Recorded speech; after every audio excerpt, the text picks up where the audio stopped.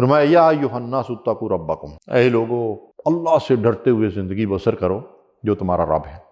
ان زلزلۃ الساعۃ شیء عظیم، قیامت کا زلزلہ بڑی باری چیز ہے۔ اللہ ارشاد فرماتا ہے اس زلزلے کی کیفیت کیا ہوگی، یوم ترونھا تذہل کل مرضعۃ عما ارضعت، اس روز تم دیکھو گے کہ ہر دودھ پلانے والی مادہ جو ہے اپنے دودھ پیتے بچے کو چھوڑ دے گی، بلا دے گی، الگ کر دے گی اپنے سے۔ وَتَضَعُ كُلُّ ذَاتِ حَمْلٍ حَمْلَهَا، اور اس زلزلے کی ہولناکی ایسی خوفناک ہوگی کہ اس کی وحشت اور خوف اور اس کی کڑک سے ہر حمل والی کا حمل گر جائے گا، حمل وضع ہو جائیں گے۔ وَتَرَى النَّاسَ سُكَارَىٰ، اور تم دیکھو گے کہ لوگ اس طرح نظر آ رہے ہیں جیسے نشے کی حالت میں ہوتا ہے کوئی آدمی، وَمَا هُم بِسُكَارَىٰ، لیکن وہ نشے میں نہیں ہوں گے، بلکہ کیا ہوگا، وَلَٰكِنَّ عَذَابَ اللَّهِ شَدِيدٌ، اس زلزلے کی جو شدت ہوگی، اس وقت جو عذاب کی کیفیت ہوگی، جس کرب میں لوگ مبتلا ہوں گے، اس کی وجہ سے یہ کیفیت سامنے آئے گی۔ فَإِذَا نُفِخَ فِي الصُّورِ نَفْخَةٌ وَاحِدَةٌ وَحُمِلَتِ الْأَرْضُ وَالْجِبَالُ فَدُكَّتَا دَكَّةً وَاحِدَةً فَيَوْمَئِذٍ وَقَعَتِ الْوَاقِعَةُ، ارشاد فرمایا کہ پس جب سور میں ایک پھونک ماری جائے گی اور زمین اور پہاڑ اٹھا لیے جائیں گے اور ان کو ایک ہی چوٹ میں ریزہ ریزہ کر کے رکھ دیا جائے گا۔ اللہ اکبر، اس دن وہ عظیم حادثہ یا واقعہ یعنی قیامت قائم ہوگی۔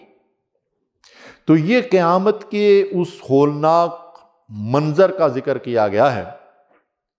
دوسری جگہ ارشاد فرمایا وَتَكُونُ الْجِبَالُ كَالْعِهْنِ الْمَنْفُوشِ، پہاڑ روئی کے گالوں کی طرح، ذروں کی طرح جو ہے وہ وَتَكُونُ الْجِبَالُ كَالْعِهْنِ الْمَنْفُوشِ، اڑ رہے ہوں گے جی۔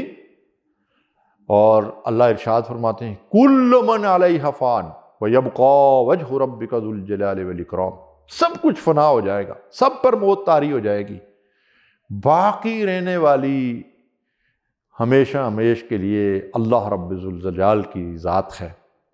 ناظرین کرام، قیامت کے مناظر بڑے ہولناک ہوں گے۔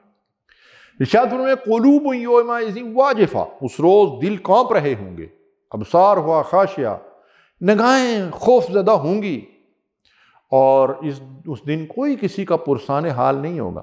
ولا یسأل حمیم حمیما، جی جگری دوست بھی ایک دوسرے کو نہیں پوچھیں گے۔ یوم یفر المرء من اخیہ وامہ وابیہ وصاحبتہ وبنیہ لکل امرئ منہم یومئذ شأن یغنیہ، اس دن یفر المرء من اخیہ، آدمی اپنے بھائی سے بھاگے گا، اپنی ماں سے بھاگے گا، اپنے باپ سے بھاگے گا، اپنی شریک حیات سے، اور بیوی خاوند سے، خاوند بیوی سے۔ کیوں؟ سب ایک دوسرے سے بھاگ رہے ہیں، ایک دوسرے سے جان چھڑا رہے ہیں، کوئی کسی کو منہ دکھانے کے لیے تیار نہیں ہے۔ کیوں؟ لِكُلِّ امْرِئٍ مِّنْهُمْ يَوْمَئِذٍ شَأْنٌ يُغْنِيهِ، ہر ایک کو صرف اپنی فکر پڑی ہوگی۔ اور ہم جانتے ہیں کہ جب کوئی مشکل اپنی جان پہ آتی ہے نا، تو پھر اس وقت سب سے زیادہ فکر اپنی ہی ہوتی ہے۔ تو یہ ایک ہولناک منظر ہے۔ قیامت کا ایک ہولناک منظر یہ بھی ہوگا کہ کچھ لوگ وہاں خوش و خرم، شاداں و فرحاں اپنا نامہ اعمال دائیں ہاتھ میں لوگوں کو دکھاتے پھریں گے۔